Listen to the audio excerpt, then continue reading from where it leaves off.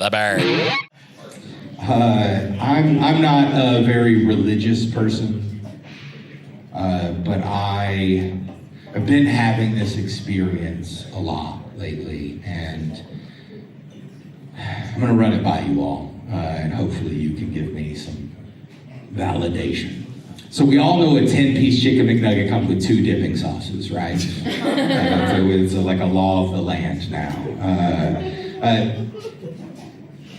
Frequently, because it's house made, I will eat 2 of those chicken nuggets with 1 of the sauce containers.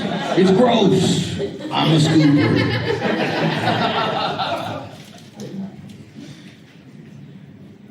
And without fail, that second sauce container has enough for all 8 McNuggets. What in the McConica is going on?